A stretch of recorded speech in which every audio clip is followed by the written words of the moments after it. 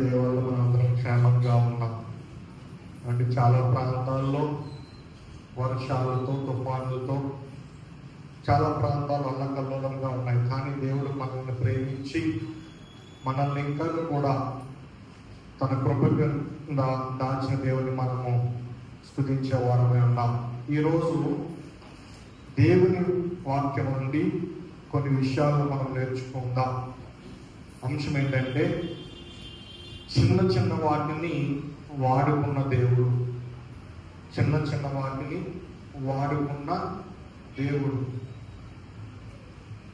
దేవుడు ఈ సృష్టిని ఎలా కలుగు చేశాడంటే, ఆకాశమును, భూమిని, సకల జీవరాశులను, వెలుగును, చీకటిని, ఇవన్నిటినీ కూడా ఎలా చేశాడంటే తన మాట ద్వారా లేక తన వాక్కు ద్వారా దేవుడు చేశాడు. అయితే కేవలము మనిషిని మాత్రం ఎలా చేశాడు చెప్పండి? బలహీనమైన మట్టితో, ఏమండి, విలువలేని మట్టితో మనిషిని కలుగు చేశాడు. జాగ్రత్తగా మొదటి నుండి వాక్యాన్ని వినండి, క్లియర్గా అర్థమవుతాడు. మనిషిని దేవుడు ఎలా చేశాడంటే మట్టితో చేశాడు. మట్టి ఎలా ఉందని చెప్తూ ఉన్నా, బలహీనమైనది మట్టి, ఇంకా తక్కువ విలువైనది మట్టి, ఏమండి, మనుషుని యొక్క కాళ్ళతో త్రొక్కబడేది మట్టి. అయితే ఆ మట్టినే దేవుడు ఎందుకు ఎంచుకున్నాడు? దేవుడు తన స్వరూపంలో చేసుకుందాం అనుకున్నాడు కదా మనిషిని.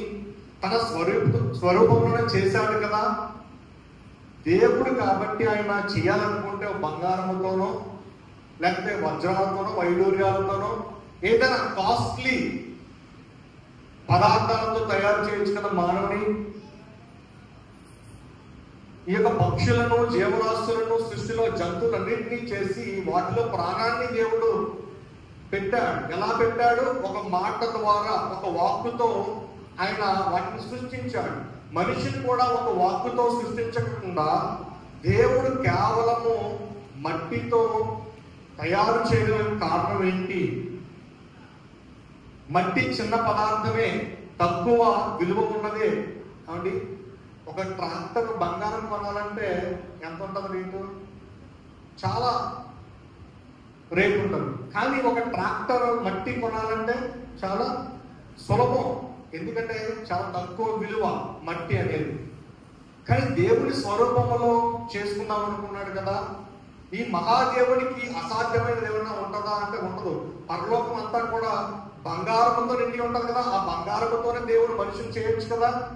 చాలా విలువ పెట్టి కొన్నాము కదా అని దేవుడు ఆలోచన చేయకుండా కేవలం మట్టిని మాత్రమే ఎందుకు ఎంచుకున్నాడంటే, దేవుడు మట్టిని వాడుకోవాలనుకున్నాడు. చిన్న చిన్న వాటిని దేవుడు లక్ష్య పెడతాడు. మనం ఆలోచన చెయ్యాలి. మన యొక్క ఆలోచన విధానం ఎలా ఉంటుందంటే, ఏదో పెద్ద పెద్ద వాటి మీద మన ఆలోచన ఉంటుంది.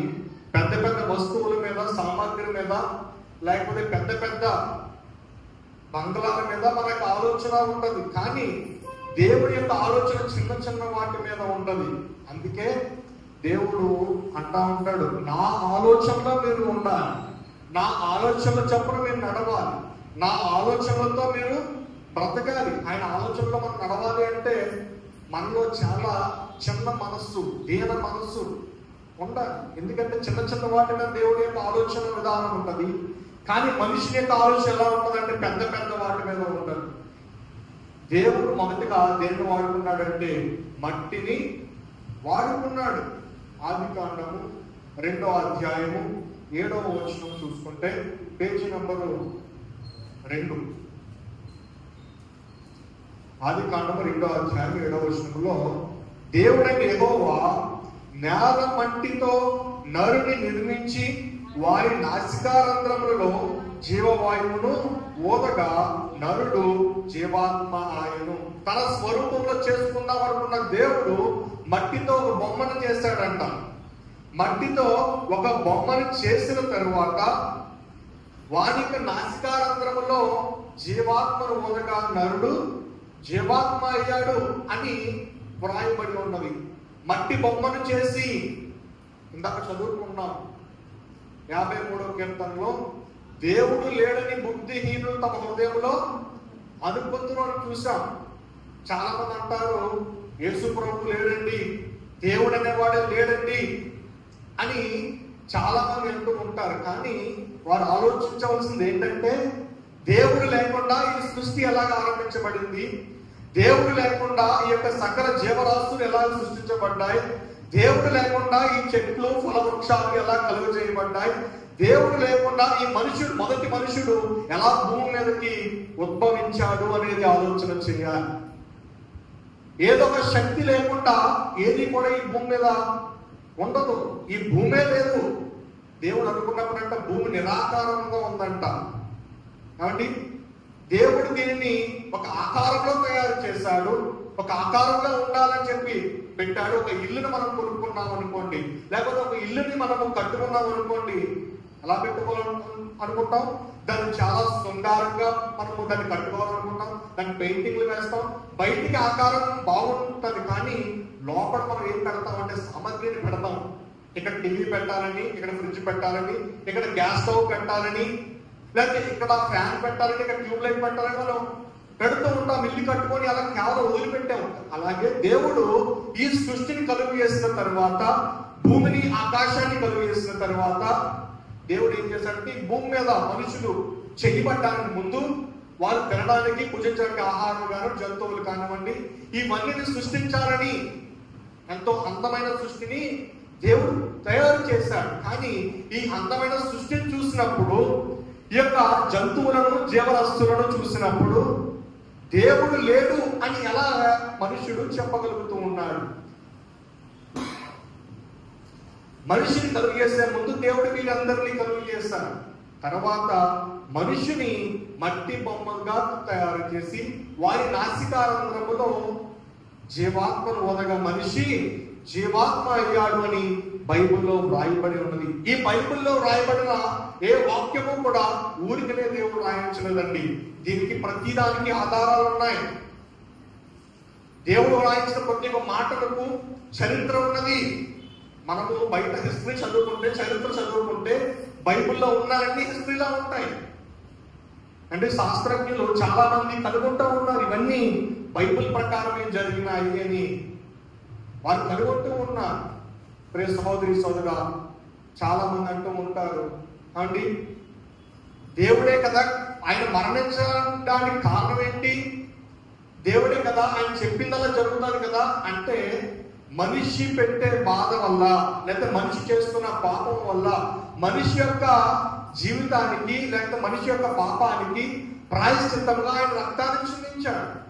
పూర్వ దినాల్లో ఏమండి మనిషి చేస్తున్న పాపములకు ప్రాయశ్చిత్తంగా వారు ఏం చేసేవారంటే గొర్రెలు కానీ మేకలు కానీ పొట్టేళ్ళని కానీ దేవునికి బలిచ్చినప్పుడు వారి యొక్క పాపములు కొట్టబడేవి అండి.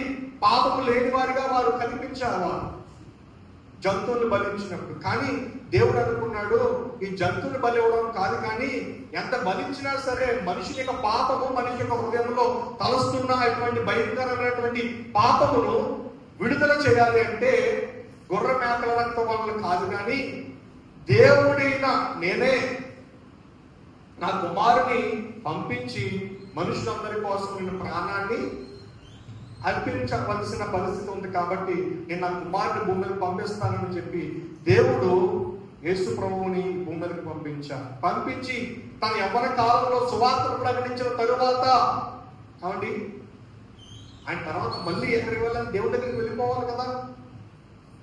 అందు నిమిత్తం మనుషులందరి పాపం నిమిత్తము ఆయన కలువరి సిలువలో ప్రాణం అర్పించి తిరిగి లేచిన దేవుడు. అయితే చాలా మంది అంటూ ఉంటారు 3 మేకుల మీద వేలాడబడ్డాడు, 3 మేకుల మీద వేలాడబడిన తరువాత 3 మేకులు పీక్కోలేని వాడు దేవుడు ఎలా అవుతాడని చాలా మంది ప్రశ్న వేస్తూ ఉంటారు.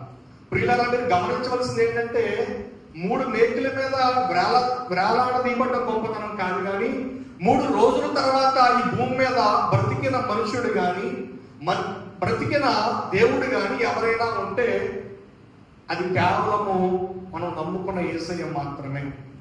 కాబట్టి 3 మేకులు పీక్కోలేని వాడు దేవుడు కాదు, కానీ 3 మేకులు ఆయన ఏమీ చేయలేకపోయాయి. సమాధి ఆయన ఆపలేకపోయింది, కాబట్టి సైన్యము ఆయన్ని ఆపలేకపోయింది. 3 రోజుల తర్వాత తిరిగి లేవడం అది దేవుళ్ళలో ఉన్న గొప్పతనము. మన దేవుడు సువార్త ప్రకటిస్తూ ఉన్నప్పుడు 33.5 సంవత్సరాలు భూమి మీద ఉన్నప్పుడు చివరి 3.5 సంవత్సరాలు కూడా తన సువార్తను భూమి మీద ప్రకటిస్తూ ఉన్నప్పుడు ఎన్నో సూచక కార్యాలు చేశాడు. ఎంతోమంది రోగులు స్వస్థపరిచాడు, ఎంతోమంది గుడ్డివారిని స్వస్థపరిచాడు, ఎంతోమంది మూగవారిని స్వస్థపరిచాడు, ఎంతోమంది కాలు లేని వారిని, కుష్ఠరోగులు బ్రతికించాడు, చనిపోయిన లాజరును బ్రతికించాడు. ఎన్నో సూచక క్రియలు ఆయన చేశాడు. అన్ని సూచక క్రియలు చేసిన దేవుని నువ్వు కేవలంగా మాట్లాడుతూ ఉన్నావు. ఈ రోజు ఆయన చరిత్ర తెలుసుకుంటే నిజమేంటో, నిజ దేవుడు ఎవరో, లోకరక్షకుడు ఎవరో మనకి అర్థమవుతుంది. ఇక్కడ మనం చూస్తే చిన్న చిన్న వాటిని దేవుడు వాడుకున్నాడు అని చెప్తూ ఉన్నాం. ఆ చిన్న చిన్న వాటిలో మొదటే దేవుడు దేని వాడుకున్నాడంటే మట్టిని వాడుకున్నాడు. ఈ మట్టి విలువలేనిదే, విలువ లేని దానితో దేవుడు మనిషిని కలుగు చేశాడు. ఎందుకంటే ప్రసంగి గ్రంథం 12వ అధ్యాయం 7వ వచనంలో ఇలా వ్రాయబడి ఉంటది. ప్రసంగి గ్రంథం 12వ అధ్యాయము 7వ వచనంలో పేజీ నంబర్ 562, మన్నైనది వెనుకటి వలనే మరలా భూమికి చేరును, ఆత్మ దాన్ని దయచేస్తున్న దేవుని యొద్దకు మరలా పోను. అవుని, మనిషి చనిపోయిన తర్వాత కొంతమంది ఏమో కాలుస్తారు, కొంతమంది ఏమో క్రైస్తవులు ఏం చేస్తారంటే మనిషిని పూడ్చిపెడతారు. దేనికోసము క్రైస్తవులు మనిషిని పూడ్చిపెడతారంటే దేవుడు మనిషిని కలుగు చేశాడు మట్టితో అని క్రైస్తవులందరూ విశ్వసిస్తారు, నమ్ముతారు. కాబట్టి ఈ వాక్యం ఏం రాయబడి ఉన్నది? ప్రసంగి గ్రంథం 12వ అధ్యాయం 7వ వచనంలో ఏం రాయబడి ఉన్నదంటే మన్నైనది వెనుకటి వలనే మరలా భూమికి చేరును, ఆత్మ దాన్ని దయచేసిన దేవుని యొద్దకు మరలా పోవును. దేవుడు మట్టితో మనిషిని చేశాడు కాబట్టి ఆ మనిషి యొక్క శరీరం మట్టిలో ఎక్కడ కలిసిపోవాలి? మట్టిలో కలిసిపోవాలి. కానీ దేవుడు జీవాత్మ నరుని యొక్క నాసికారంలో ఊగాడు కాబట్టి మనిషి జీవాత్మ అయ్యాడు అని చెప్తూ ఉన్నాం. కాబట్టి ఆ ఆత్మ ఎవరు దయచేస్తాడంటే దేవుడు దయచేశాడు. కాబట్టి దయచేసిన ఆత్మ మళ్ళా దేవుడి దగ్గరికి వెళ్ళిపోతుంది. వెళ్ళిపోయిన తర్వాత మనం భూమి మీద ఎలా జీవించామో, పరిశుద్ధంగా జీవించామా, పాపరహితమైన జీవితాన్ని జీవించామా, ఏమండి ఎలా జీవించామో, మనం మంచి చేస్తామా, చెడు చేస్తామా, ఎటువంటి కార్యాలతో మనం నడుచుకున్నాం, మనం బ్రతికిన కాలం అంతా కూడా అని లెక్క తీసుకుని దేవుడు మనకేం చేస్తాడంటే తీర్పు తీరుస్తాడు. ఆ తీర్పులో నువ్వు నరకంలో ఉండాలా లేక నువ్వు పరలోకంలో ఉండాలా అని దేవుడు నిర్ణయిస్తాడు. మట్టి ద్వారా మనిషి కలుగు చేయబడ్డాడు కాబట్టి మట్టిలో కలిసిపోయిన తర్వాత మనిషి ఎక్కడికి వెళ్ళిపోతాడు? మళ్ళీ మట్టిలో కలిసిపోయిన తర్వాత వారిలో ఉన్నటువంటి ఆత్మ దేవుని యొద్దకు వెళ్ళిపోతుంది. మంచి పాట ఉన్నది, మనిషిగా పుట్టినోడు మహాత్ముడైనా మరల మట్టిలో కలవలయురా, తీసుకొని పోలేడు పుచిక పుల్లైనా ఇలా సంపాదన వదలవలయురా, ఇలా సంపాదన వదలవలయురా అండి. మనిషి మట్టి నుండి తీయబడ్డాడు కాబట్టి మళ్ళా మట్టిలోకి వెళ్ళిపోతాడంట. ఈ మట్టిలోకి వెళ్ళిపోయే ముందు మనిషి ఎన్నో ప్రయాసాలు పడతా ఉంటాడు అండి. ధనము సంపాదించాలని, ఆస్తిని కూడబెట్టాలని చెప్పి, బిడ్డలకు ఏదో కూడబెట్టాలని చెప్పి, బంగారం కొనుక్కోవాలని, ఒక బిల్డింగ్ కాదు 10 బిల్డింగ్లు కట్టాలని, ఒక పొలం కాదు 10 పొలాలు కొనుక్కోవాలని, ఇటువంటి ఆశతో మనిషి జీవించినంత కాలం జీవిస్తాడు కాబట్టి మనిషి చనిపోయే చివరి రోజు వరకు కూడా ధర్మ వెంబడే పరిగెడతాడు కాబట్టి ఏదో కూడబెట్టాలనే పరిగెడతాడు. ప్రియులారా, దేవుడు నాకు చాలా సమీపంలో ఉన్నది. ఆయన ఉగ్రతను మనం చూస్తూ ఉన్నాం. ఆయా చోట్ల యుద్ధాలు జరుగుతూ ఉన్నాయి, భయంకరమైన పరిస్థితులు జరుగుతూ ఉన్నాయి, వడగండ్లతో వర్షం వస్తూ ఉన్నది. ప్రియులారా, గమనిస్తూ ఉన్నారా? ఆయన రాకడ చాలా సమీపంలో ఉందని. ఎంతో మంది గొప్ప గొప్ప సేవకులను దేవుడు తీసుకెళ్ళిపోతూ ఉన్నాడు. ఈ భూమి మీద సువార్త కరువైపోతుంది. మీరు ఎలా జీవిస్తూ ఉన్నారు? గత రాత్రి ఏమండి, నిన్న కాక మొన్న, అంతకు ముందేమో ప్రవీణ్ పగడాల గారు చనిపోతే, గత 2 రోజుల క్రితం ఒక గొప్ప దైవ సేవకుడు ప్రకాష్ గారు చనిపోయారు. అంటే గొప్ప గొప్ప సేవకులందరూ చనిపోతున్నారు, సువార్త కరువైపోతూ ఉంది. కానీ మనుషులకు మాత్రం భయం లేనివాడిగా, అంటే భక్తి లేనివాడిగా, దేవుడి ఎడల ఏమాత్రం విశ్వాసం కనపరచలేని వాడిగా, ఏదో కూడా పెట్టాలి ఇక్కడ, ఏదో జీవితాంతం ఏదో ఒక 1000 సంవత్సరాలు లేకపోతే ఎన్ని సంవత్సరాలు బ్రతికేస్తాం అన్నట్టు సంపాదన పరిగెడతా ఉంటారు. ఈ సోదరుడా, ఎంత కూడబెట్టినా నువ్వైనా నేనైనా సరే ఈ భూమి మీద విడిచిపెట్టి వెళ్ళిపోవలసిన వారమే. నీతో కనీసం ఒక బంగారం గోపు కూడా నీతో తీసుకురాలేవు అండి. కానీ దానికోసమే ప్రయాసపడతా ఉంటాం. ప్రియ సహోదరులు, దేవుడు చిన్న వాటిని వాడుకున్నాడు. దేవుడు ఎవరు గొప్పను వాడుకున్నవాడు కాదు. దేవుడు చిన్న వాటిని, మొదటిది ఏం చెప్పానంటే మట్టిని వాడుకున్నాడు. రెండవది ఏంటంటే కర్రను వాడుకున్నాడు దేవుడు. అండి, కర్ర ఎందుకు పని వస్తుందా? బలహీనమైన వాటిని దేవుడు వాడుకుంటా ఉంటాడు. కర్రను వాడుకున్నాడు దేవుడు. ఎలా అంటే ఐగుప్తు దేశంలో మోషే రాజకుమారుడిగా ఉంటూ ఉన్నాడు. అయితే దేవుడు తన ప్రజలైన ఇశ్రాయేలు ప్రజలను రక్షించడానికి మోషేను ఏర్పాటు చేసుకున్నాం అనుకుంటే, ఆయన చేసిన తప్పు వలన మిద్యానులో 40 సంవత్సరాలు ఉండిపోయాడు. అట్లా దేవుడు పిలిచాడు మోషేను. పిలిచి, నా ప్రజలను ఐగుప్తు నుండి విడిపించిన నిన్ను నాయకుడిగా ఎంచుకుంటూ ఉన్నాను, కాబట్టి నువ్వు నా ప్రజలను విడిపించాలి అంటే మోషే అంటా ఉన్నాడు, ప్రభువా నాకు మాట మాంద్యము ఉండదు, నేను నత్తివాడను, నా మాట ఎవరు వింటారు, ఎవరు వినరు అని దేవుడితో అంటూ ఉంటే, దేవుడు అడుగుతూ ఉన్నాడు, నీ చేతులు ఏముంది అని అడిగితే, నా చేతిలో కర్ర ఉంది అండి. ఆయన ఏం చేసేవాడంటే గొర్రెలు కాస్తూ ఉండేవాడు, కాపరిగా ఉంటూ ఉన్నాడు. కాపరి చేతులు ఏముంటది? కర్ర ఉన్నది. ఆ కర్రను చూపించాడు దేవుడికి.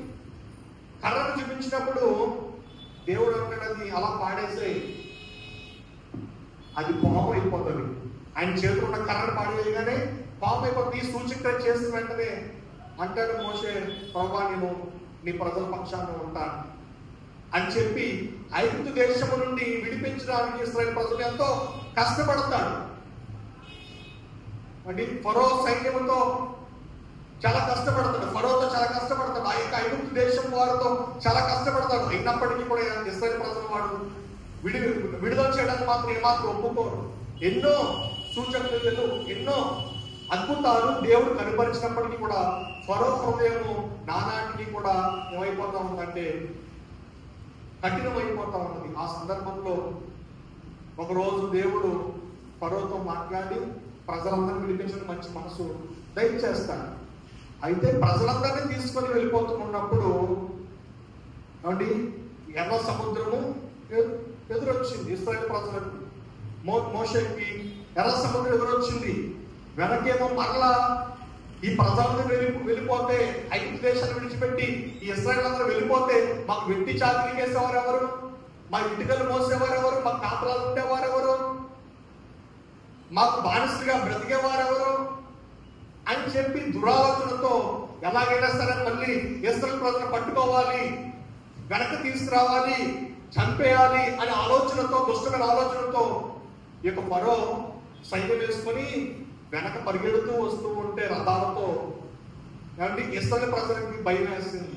ముందు చూస్తే ఎర్ర సముద్రం దాటాలి అంటే కాబట్టి చిన్న విషయం, కాలం దాటినంత సులువా కాదు. వెనక తిరిగి వెళ్ళిపోదాం అంటే ఫరో చంపేస్తాడు. ఫరో సైన్యంతో, రథాలతో, గుర్రాలతో వస్తూ ఉన్నాడు. దేవుడికి ప్రార్థన చేసినప్పుడు దేవుడు అంటాడు, మోషే నీ చేతులు ఏమున్నది అంటే కర్ర ఉన్నది ప్రభువా.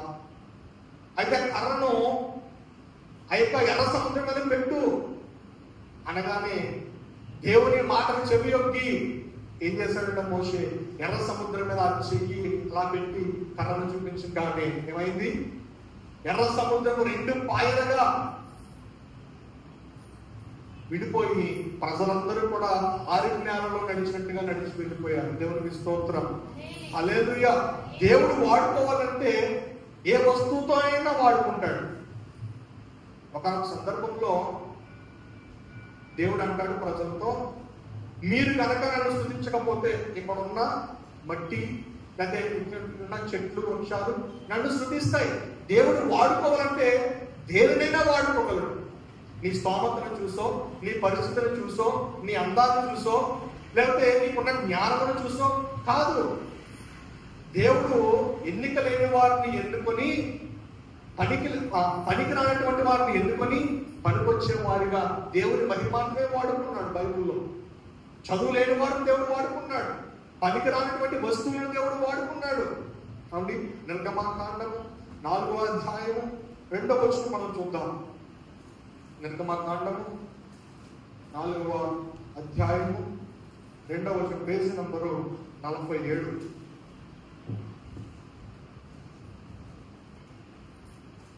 4వ అధ్యాయం 2వ వచనం. యెహోవా నీ చేతిలోనిది ఏమిటి అని అతన్ని అడిగాను. అందుకు అతడు కర్ర అనెను. అప్పుడు ఆయన నేలను దాన్ని పడవేయమనెను.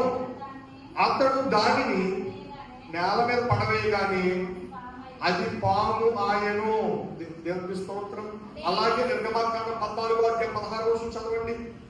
పేజ్ నెంబర్ 56, 14వ అధ్యాయం నిర్గమకాండం 16వ వచనం. 56 పేజ్ నెంబర్. నీవు నీ కర్రను ఎత్తి ఆ సముద్రం వైపు నీ చెయ్యి చాపి దాన్ని పాయలుగా చెయ్యము. అప్పుడు ఇశ్రాయేలు సముద్రం మధ్యను ఆరిన నేల మీద నడిచిపోయి. దేవునికి స్తోత్రం, హల్లెలూయా. చాలా మంది అంటారు ఈయన దేవుడు ఏంటండి అంటారు, కానీ ఆయన చేసే అద్భుత కార్యాలు చూస్తే వారికి కనువిప్పు కలుగుతుంది.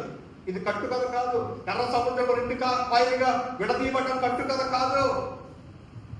6 నెలల మీద నడిచినట్లుగా ఇశ్రాయేలు ప్రజలు నడిచిన వెళ్ళి కట్టుకథ కాదు, ఇది చరిత్ర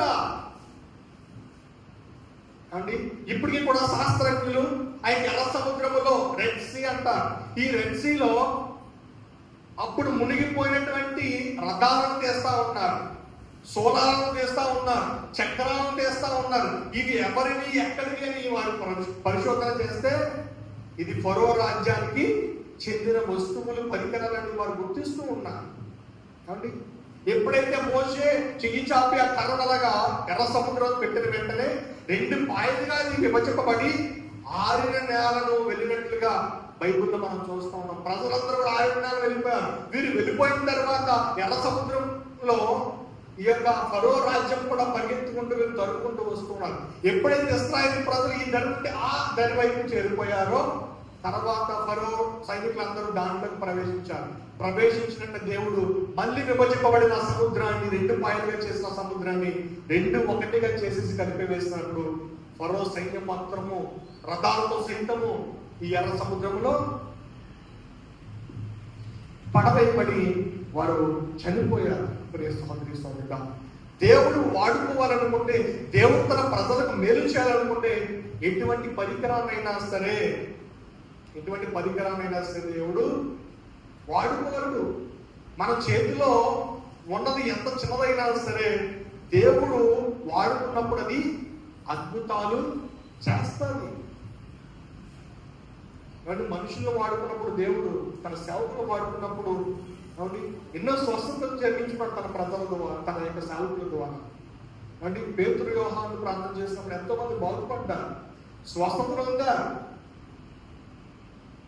ప్రియ సహోదరులు, నా దగ్గర ఏమున్నదండి, నేను ఎందుకు పనికిరానటువంటి వాడను, నా దగ్గర ఏమీ సాధ్యము కాదు, నా దగ్గర అన్ని పరికరాలు లేవు, నాకు సరిగా మాట్లాడటం కూడా రాదు.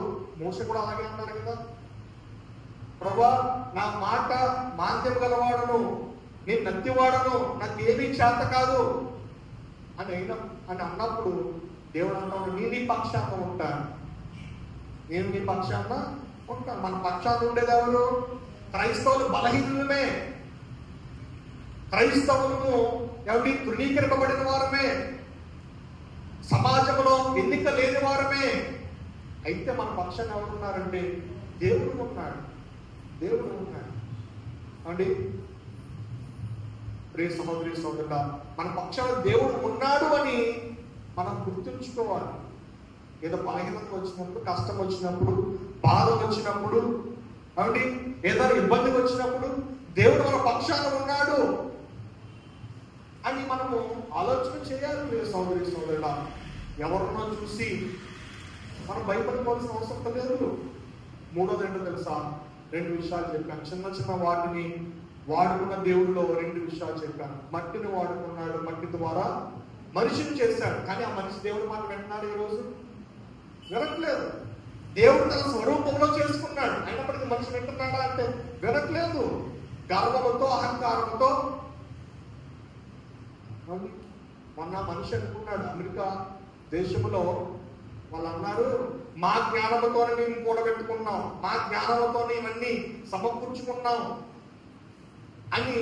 దేవుడు లేడు, దేవుడు లేడు, మా జ్ఞానమే, మా సంపదే, మా యొక్క ఆలోచనలే మేము ఏమి కూడబెట్టుకున్నాం, దేవుడు లేడు అని గర్వంగా విర్రవీగారు. వెంటనే అదంతా ఆ యొక్క ప్రదేశం అంతా కూడా ఏమైపోయింది? అగ్ని గంధకాలతో కాల్చబడింది.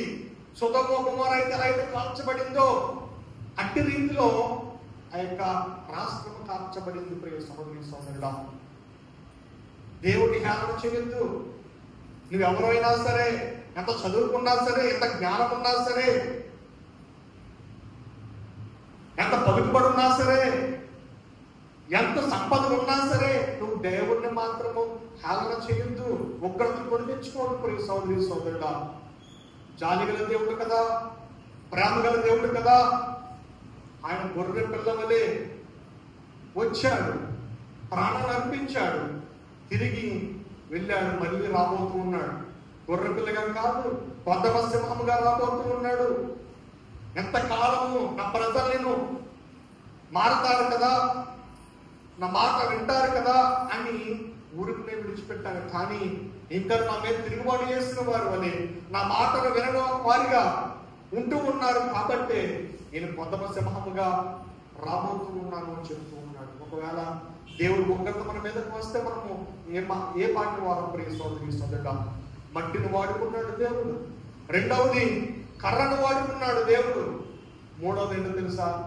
గాడిద దమడ ఎముకను వాడుకున్నాడు దేవుడు. గాడిద ఎటువంటిదండి? పిరికిది. ఒక ప్రాంతంలో లేదా ఒక రోడ్డు మీద గాడిద వెళ్తా ఉందనుకోండి, మనిషి దగ్గరికి వెళ్తే అది తిరగబడుతుందా? తిరగడం కాలిపోతుంది, అసలు దొరకదు. దాని చేష్టలు కూడా ఎలా ఉంటాయంటే పిచ్చి దాని వల్లే ఉంటాయి చేష్టలు కూడా. కానీ దేవుడు గాడిద దవడ ఎముకను వాడుకున్నాడు. ఎలా తెలుసా? వీళ్ళగా సంసోను ఇశ్రాయేలు న్యాయాధిపతిగా ఉంటూ ఉన్న రోజుల్లో, న్యాయాధిపతి ఉన్న రోజుల్లో ఫిలిస్తీన్లు అందరూ వచ్చి ఈ యొక్క సంసోను ఏం చేశాడంటే, ఫిలిస్తీన్లు అంటే ఆయనకి కోపం. సంసోను వారి యొక్క పొలాలకు నిప్పంటించేశాడు. ఎలా అంటే నక్కల తోకలు ముడివేసేసి, ఆ యొక్క 2 నక్కలకు తోకలు ముడేసుకున్న సందర్భంలో మధ్యలో ఒక దీపాన్ని పెట్టి తోకలు ముడేసేసాడు. నక్కలకు ముడేసేసిన తర్వాత ఈ ఫిలిస్తీన్ల పొలాల్లోకి వాటన్నింటినీ చదవగొట్టాడు. ఇవేం చేసినట్టే తోకలు ముడేసేసాడు కదా, విడిపించుకోవడానికి ప్రయత్నించి ఈ తోకలన్నీ కూడా అంటించేసినాయి. ఈ యొక్క తోటలన్నీ కాలిపోవడంతో ఫిలిస్తీన్లు సంసోను మీద కక్ష కట్టేసి ఎలా అయినా సరే చంపేవాళ్ళు వాటిని పట్టుకొని అని చెప్పి వచ్చారు. వచ్చి ఈ యొక్క సంసోను పట్టుకొని బంధించి త్రాళ్ళతో కట్టేసి మొత్తం చేతులను కాళ్ళు మొత్తం అన్నింటినీ కట్టేశారు. కట్టేసిన తర్వాత దేవుని ఆత్మ ఎవరి మీదకి వచ్చిందంటే సంసోను మీదకి వచ్చింది. దేవుని ఆత్మ ఎప్పుడైతే దిగి వచ్చిందో సంసోను మీదకి, వెంటనే ఆ యొక్క త్రాళ్ళన్నీ కూడా కాలిపోబడ్డాయి, కట్టబడ్డ కట్లన్నీ విడిపోబడ్డాయి. వెంటనే ఆ యొక్క సంసోనికి దగ్గర ఏమీ లేవు, ఈటలు కానీ, ఖడ్గము కానీ, బల్లాలు కానీ, సోలాలు కానీ ఏమీ లేవు. ఎందుకంటే కట్ట వేయబట్టి తీసుకురాబడ్డాడు. ఆ సందర్భంలో ఎప్పుడైతే దేవుని యొక్క ఆత్మ దిగి వచ్చిందో ఏమండి వెంటనే అక్కడ ఉన్న ఏమైనా దొరుకుతాయేమో చూశాడంట. చూస్తే గాడిద యొక్క దవడ ఎముక దొరికిందంట అండి. ఏం దొరికింది? గాడిద యొక్క దవడ ఎముక దొరికింది. ఆ దవడ ఎముకతోనే ఎంతమందిని చెప్పగలరో చెప్పండి. ఒక మనిషి ఒక ఎముకతో, ఎందుకు పనికిరానటువంటి ఒక దుమ్ముతో ఎంతమందిని చెబితే ఒకరు చెప్పొచ్చు. బలంగా ఉంటే ఒక ఇద్దరు చెప్పొచ్చు. కానీ దేవుడు సంసోను పక్షంగా ఉన్నాడు ఆ రోజు. కాబట్టి ఎంతమంది చంపాడో తెలుసా? 1000 మందిని చంపేశాడు అండి. 1000 మందిని చంపేశాడు. చాలా మంది సినిమాల్లో చూపిస్తూ ఉంటారు, ఒక కట్నంతో 10 మందిని చంపేయడమో, 2 లేదా 20 మంది 100 మంది పెరగడం. కానీ ఒక దవడ ఎముకతో 1000 మందిని చంపడం సామాన్య విషయం కాదు. దేవుడు సంసోను పక్షంగా ఉన్నాడు. దవడ ఎముకను వాడుకున్నాడు దేవుడు. చదువుతామా? న్యాయాధిపతుల గ్రంథము 15వ అధ్యాయము. న్యాయాధిపతుల గ్రంథము 15వ అధ్యాయము 14వ వచనం నుండి 16వ వచనం తీసుకుని అతడు లేఖికి వచ్చి వరకు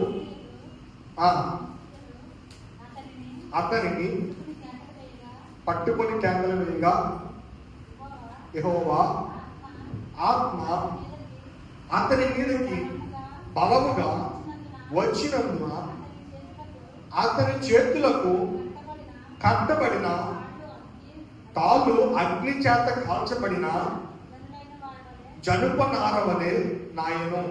సంఖ్యలను అతని చేతుల మీద నుండి విడిపోయెను. అతడు గాడిద యొక్క పచ్చి దవడ ఎముకను కనుగొని చెయ్యి చాచి పట్టుకొని దాని చేత 1000 మందిని మనుషులను చంపెను. అప్పుడు సంసోను గాడిద దవడ ఎముకతో ఒక కుప్పను 2 కుప్పలను నేను చంపి ఉన్నాను.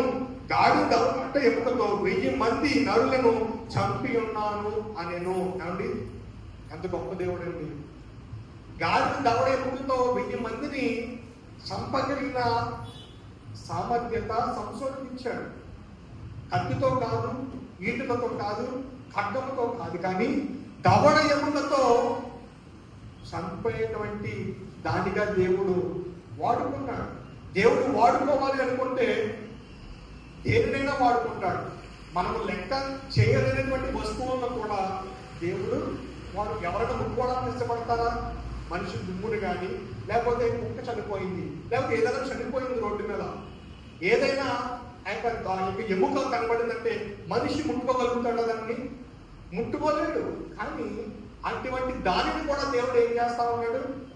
వాడుకుంటా ఉన్నాడు అండి. తీర్పు దినాన్న సాక్ష్యం ఎవరు చెప్తారో తెలుసా? మనుషులకు మనిషి సాక్ష్యం కాదు, కానీ మన చుట్టూ ఉన్న దూలాలు, గోడలు అంటే ఈ సృష్టి సాక్ష్యం చెప్తానంట. నువ్వు నేను చేసిన మంచి కార్యాలు కానీ, నువ్వు నేను చేసినటువంటి చెడు కార్యాలు కానీ ఈ సృష్టి సాక్ష్యం ఇస్తాడు. దేవుడు దేనినైనా వాడుకోగల సమర్థుడు. అందుకే దేవుడు అయ్యాడు. అవునండి, దేనినైనా వాడుకోగల సామర్థ్యత ఉన్నవాడే దేవుడు. కాబట్టి 3 మేకులు పీక్కోలేని వాడు దేవుడు ఎలా అవుతాడంటే, 3 మేకులు కాక దేనినైనా వాడుకోగలడు. మట్టిని వాడుకున్నాడు, మేకులు వాడుకోలేడా? కాబట్టి కర్రను వాడుకున్నవాడు ప్రియులారా మేకులు వాడుకోలేడా? దవడ ఎముకను వాడుకున్న దేవుడు దేనినైనా వాడుకోగలడు. మనం వాడుకోలేడని మనం అనుకుంటా ఉంటాం. అని మానవుని యొక్క ఆలోచన విధానం అంతవరకే. కానీ ప్రియులారా మీరు గమనిస్తే వాడుకోవాలనుకున్న దేవుడు చిన్న బిడ్డలైనా వాడుకుంటాడు, వృద్ధులైనా వాడుకుంటారు, స్త్రీలైనా వాడుకుంటాడు దేవుడు. ఏమండి, సృష్టిలో ఉన్న ఏ సకల జీవరాశులను, ఎటువంటి పదార్థాలనైనా, ఏ వస్తువునైనా వాడుకొని ఆయన శక్తిని కనుపరుచుకోగలడు దేవుడు. ప్రియులారా ఏమండి, మేషక్ అబెద్నెగోలను ఎక్కడ వేస్తారు అండి? అగ్నిలో వేసినప్పుడు అగ్ని కాలిపోకుండా అగ్నిని కూడా వాడుకున్నాడు దేవుడు. మనుషునికి ఒక వెంట్రుక కూడా కాలిపోకుండా అగ్నిని కూడా వాడుకున్నాడు దేవుడు. పేతురు, ప్రభువా నేను నీళ్ళ వలె నీటి మీద నడవాలి అనుకున్నప్పుడు నీటిని కూడా వాడుకున్నాడు దేవుడు. దేనినైనా వాడుకోగల సమర్థుడు. ఎందుకంటే ఈ సృష్టిలో ఉన్న ప్రతి ఒక్క వస్తువును లేదా ప్రతి ఒక్క పదార్థాన్ని దేవుడు ఆజ్ఞ లేనిదే భూమి మీదకి రానివ్వలేదు. కాబట్టి మన బిడ్డలు మన మాట వినాలి అని ఎలా కోరుకుంటామో అలాగే దేవుడి చేత సృష్టించబడిన ప్రతి ఒక్క సృష్టి కూడా ఆయన మాటకు చెవియొగ్గుతుంది. మనుషులు మాత్రము కాబట్టి మనిషిని ఆలోచన మాత్రము దేవుడు ఆయన స్వాధీనంలో పెట్టుకోలేదు. మనిషి యొక్క ఆలోచన విధానాన్ని ఆయన స్వాధీనంలో పెట్టుకోలేదు. ఎందుకంటే మనిషి చెడు చేయాలని చెడుకి వదిలేస్తాడు, మంచి చేయాలని మంచికి వదిలేస్తాడు. ఆయన చెప్పడం వరకు చెప్పాడు. ఏది ఎంచుకుంటాడో మనిషి యొక్క నైజం ఏంటో తెలుసుకోవాలని చెప్పి దేవుడు తెలియదంటారా? మనిషి తప్పు చేస్తాడు, పాపం చేస్తాడని తెలియదు అనుకుంటారా? తెలుసు, కానీ మనిషి చేస్తాడు దేవుడు. ఆదాము అవ్వ పాపముల పడిపోతారు, తినవద్దన్న పదార్థాలు తింటారు, నా మాట నిర్లక్ష్యం చేస్తారు అని ఆయన తెలియదంటారా? తెలుసు. నీ నైజం ఎలా ఉన్నది? నీ ఆలోచన నీ కంట్రోల్లో ఉంటుందా లేదా? దేవుడు వాక్యానుసారం నడుస్తున్నావా లేదా పరిశీలన చేస్తూ ఉన్నాడు దేవుడు. అండ్ 3 విషయాలు చెప్పాను. మట్టిని వాడుకున్నాడు దేవుడు, కర్రను వాడుకున్నాడు దేవుడు, ఏమండి గాడి దవడ ఎముకను వాడుకున్నాడు దేవుడు. 4వది ఏంటో తెలుసా? రాయిని వాడుకున్నాడు దేవుడు. రాయిని ఏ సందర్భంలో వాడుకున్నాడు ఎవరైనా చెప్పగలరా? చాలా సందర్భంలో దేవుడు బైబిల్లో వాడుకున్నాడు రాయిని. ఏమండి ఎవరైనా చెప్పగలరా? ప్రియులారా, రాయి దేవుడు ఒక సందర్భంలో ఎప్పుడు వాడుకున్నాడంటే ఫిలిష్తీయులకు ఇశ్రాయేలు ప్రజలకు యుద్ధం జరుగుతూ ఉన్నది. ఆ సమయంలో సౌలు నాయకుడిగా ఉంటా ఉన్నాడు, సౌలు రాజుగా ఉంటా ఉన్నాడు. ఈ యొక్క ఫిలిష్తీయులు చూసి లేకపోతే ఫిలిష్తీయుల్లో ఉన్నటువంటి శత్రువు అయినటువంటి గొలియాతును చూసి ఇశ్రాయేలు అందరూ భయపడిపోతా ఉన్నారు. ఈ యొక్క గొలియాతు ఆచారభావుడు. ఈ యొక్క ఇశ్రాయేలు ప్రజలందరూ కూడా ఆ గొలియాతు ముందు చేమల్లాగా ఏమిటి కనిపిస్తా ఉన్నారు. ఎందుకంటే అంత ఆచారభావుడు. అసలు మొత్తం శరీరం అంతా కూడా ఖడ్గాలతో నింపేసుకున్నాడు, కవచాలతో నింపేసుకున్నాడు, ఎక్కడ తగలకుండా కప్పేసుకున్నాడు. పిల్లగా ఈ ఇశ్రాయేలు ప్రజలు కూడా భయపడిపోయి వెనక పారిపోతూ ఉన్నారు.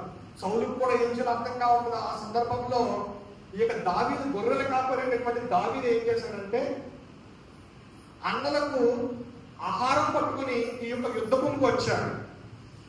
ఆహారాన్ని పట్టుకుని యుద్ధ భూమికి వచ్చినప్పుడు అన్నలందరూ కూడా అక్కడ యుద్ధంలో భయపడిపోతూ వణికిపోతూ ఉన్నారు. ఎవరిని చూసి? ఫిలిష్తీయులను చూసి, ఫిలిష్తీయులు ఉన్నటువంటి ఈ గొలియాతును చూసి భయపడిపోతా ఉన్నారు. దగ్గర చంపేస్తాడు, కాబట్టి చేతులతో నలిపేస్తాడు అని భయపడిపోతూ ఉంటే అందరూ ప్రజలు భయపడిపోవడం ఎవరు చూశారంటే ఈ యొక్క దావీదు చూశారు. దావీదు చూసిన తర్వాత ఎవరైనా ఇశ్రాయేలు ప్రజల శూరుడు ఉన్నాడా, తండ్రి ఓడించిన వీరుడు ఉన్నాడా అని సవాలు విసురుతూ ఉన్నాడు అటు పక్కన ఉన్నటువంటి గొలియాతు. ఎవరు కూడా ముందుకు రాకపోవడంతో దావీదు అంటా ఉన్నాడు, నేను ముందుకు వెళ్తాను అని. సౌలు దగ్గరికి వెళ్ళినప్పుడు సౌలు అంటా ఉన్నాడు, ఆయన దగ్గర ఉన్నటువంటి కవచం అంతా కూడా ఎవరి మీద వేశాడంటే దావీదు దగ్గర వేశాడు. ఖడ్గాలు ఇచ్చాడు, వీటిని ఇచ్చాడు, అన్ని ఇచ్చాడు. దావీదు అంటా ఉన్నాడు, ఇవి నాకు ఆనవాయితీ లేదు, నాకు ఇవి అలవాటు లేదు, కాబట్టి వీటితో నేను యుద్ధానికి వెళ్ళలేదు, కానీ నా దగ్గర ఏదైతే ఉందో వాటితోనే వెళ్తానని చెప్పి కింద కూర్చొని 5 నున్నని గులకరాళ్ళు ఏరుకున్నాడంట. 5 నున్నని గులకరాళ్ళు ఏరుకున్నాడు. ఏరుకుని ఒక ఈటెలు పెట్టుకున్నాడు. ఈటె పక్షులు కొడతారు కదా, ఈటె ఉంటారు కదా, దాన్ని పెట్టుకున్నాడు. దేవుడు నా పక్షాన ఉన్నాడు, యుద్ధము చేసేది దేవుడే, యెహోవా యుద్ధం చేస్తాడని చెప్పి ముందుకు వెళ్తా ఉంటే సౌలు అనుకుంటా ఉన్నాడు, ఇది కవచం ఆయన ధరించుకోలేదు, ఏది చిన్న తగిలినా సరే వెంటనే చచ్చిపోతాడు. చిన్నవాడు, ఎర్రగా ఉన్నాడు, అందంగా ఉన్నాడు, చిన్న వయసులో ఉన్నాడు, యవన ప్రాయంలో ఉన్నాడని భయపడిపోతూనే ముందుకు పంపించాడంట.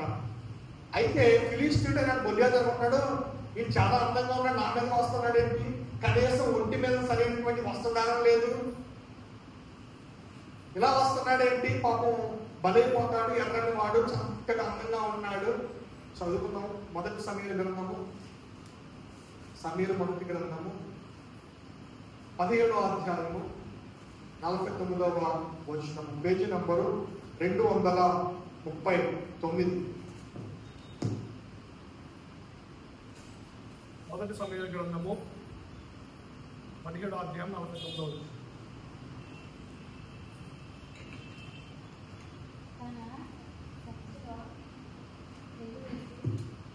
తన సంచిలో దావీదు సంచిలో చెయ్యి వేసి అందులో నుండి రాయి ఒకటి తీసి బొడిసెలతో విసిరి ఆ ఫిలిష్తీయుని నుదుట కొట్టెను. ఆ రాయి వాడి నుదురులోకి వచ్చినందున వాడు నేలను బోర్లా పడెను. చాలండి. ఈ దావీదు తీసిన రాళ్ళని 5 నొన్నని గొలకరాలు తీశాడు. కానీ దేవుడు ఈయన పక్షాన ఉన్నాడు. ఒక రాయి సరిపోతుంది, ఒక రాయితో కొడితే చచ్చిపోతాడు కదా అని తెలుసు దావీదుకి. అయినా సరే మిగతా 4 రాళ్ళు ఎందుకు వెళ్తున్నాడు తెలుసా? ఈయన చనిపోయిన తర్వాత మా అన్నను చంపావని అతని సహోదరులు వస్తారేమో అని ముందుగానే ఏం చేశాడు? ముందు చూపుతో, ముందు ఆలోచనతో ఏం చేశాడు? 5 గోకరాలు ఏరుకొని తన సంచిలో వేసుకున్నాడంట. ఈ యొక్క గొల్లియాతు శరీరం అంతా కప్పేసుకున్నాడు కవచాలతో. కేవలము ఈ నుదుటి భాగంలో మాత్రమే చిన్న ఖాళీ వదులుకున్నాడు. ఏమండి? ఆయన ఖాళీని వదులుకున్నాడు. కానీ దావీదు ఎక్కడ చూశాడు? ఆ నుదుటి మీద ఉన్న ఖాళీని మాత్రమే చూశాడు. ఒడిసెలు తీశాడు, ఆ రాయిని దాంట్లో పెట్టాడు, దేవుడికి ప్రార్థన చేశాడు. దేవుడు అన్నాడు, దావీదు యుద్ధము చేసేది నీవు కాదు, యుద్ధము యెహోవాయే, కాబట్టి నువ్వు ధైర్యంగా ముందు ఒడిసెలతో రాయి పెట్టి కొట్టు అంటే తిప్పాడు. విసురు పట్టగానే బలవంతుడైన గొలియాతు నుదుటి మీద తగిలిన వెంటనే బోర్న నేలను పడిపోయాడు. పడిన తర్వాత ఏం చేశాడు తెలుసా? దగ్గరికి వెళ్ళి అతని మీద పడి కత్తితో ఆ యొక్క తలను నరికి పట్టుకొని ఆ యొక్క ఇశ్రాయేలు సైన్యం దగ్గరికి వస్తూ ఉంటే ఫిలిష్తీయులందరూ కూడా మా యొక్క వీరుడు చనిపోయాడు, మమ్మల్ని కూడా చంపేస్తారని ఫిలిష్తీయులందరూ వారి గుడారాలు వారు పారిపోయి వెళ్ళిపోయాడంట. కాబట్టి పారిపోయి వెళ్ళిపోయాడంట. ఈ 4 గులకరాలు మిగతా 4 ఎందుకు ఏరుకున్నాడంటే ముందు ఆలోచనతో, ముందు చూపుతో ఏరుకున్నాడు. ముందు చూపు ఏంటి? ఇతను చంపిన తర్వాత తన సహోదరులు కనుక నా మీద వస్తే వారిని కూడా హతమార్చాలని ఆలోచన. కాబట్టి శత్రువు నీ దగ్గరికి వస్తూ ఉన్నప్పుడు, శత్రువు నీ మీదకి వస్తూ ఉన్నప్పుడు నీకు ముందు ఆలోచన ఉండాలి. ముందు ఆలోచన ఉందా? ఇప్పుడే కదా ఇది తప్పించుకుంటే ఏముండదులే, ఇది తప్పించుకుంటే అయిపోతుంది. కానీ ముందు ఆలోచన, ముందు చూపు క్రైస్తవునికి చాలా ప్రాముఖ్యము. ముందు రాబోయే రోజులు ఎటువంటి ఉగ్రత రాబోతూ ఉన్నదో ముందు చూపు ఉండాలి. ఏ శత్రువు ఏ పక్క నుంచి ఎదుర్కొంటాడో ముందు చూపు ఉండాలి. నీ బిడ్డల చుట్టూ ఏ యొక్క శత్రువు కన్ను వేస్తూ ఉన్నాడో ముందు చూపు ఉండాలి. నీ భర్తకు ఎటువంటి శత్రువు ఎదురు చూస్తూ ఉన్నాడో ముందు చూపు ఉండాలి. నీ భార్య మీద ఎటువంటి శత్రువు యొక్క కన్ను ఉన్నదో ముందు చూపు ఉండాలి. ఏమండి? ఉంటున్నదా? క్రైస్తవులు బిడ్డలు చదువుకుంటూ ఉంటే ముందు చూపుతో చదువుకోవాలి. ఏదో ఇప్పుడు ఎగ్జామ్స్ రాసి పాస్ అయిపోతాం అన్నది కాదు, కానీ ముందు చూపు ఉండాలి. శత్రువు ఏదో పక్షాన పడగొట్టాలి, విడగొట్టాలి, నలగొట్టాలి, హింసించాలి, బాధపరచాలి చూస్తూ ఉంటాడు. ఏ సందర్భంలో అయినా సరే ముందు చూపు ఉండాలి. దావీదుకు ముందు చూపు కలుగు చేసింది దేవుడే. ముందు చూపు ఉందా నీ జీవితంలో? నీ భర్త విషయం, నీ భార్య విషయం, నీ బిడ్డల విషయంలో, లేకపోతే నీ కలిగిన సంపదలో ఆడి పట్ల ముందు చూపు కలిగి ఉండాలి. ప్రియ సహోదరి సోదరుడా, ఈ యొక్క రాయిని వాడుకున్న దేవుడు ఇంకో సందర్భంలో దేవుడు రాయిని ఎలా వాడుకున్నాడు తెలుసా? జీవజలాలు ఇచ్చే మూటగా వాడుకున్నాడు.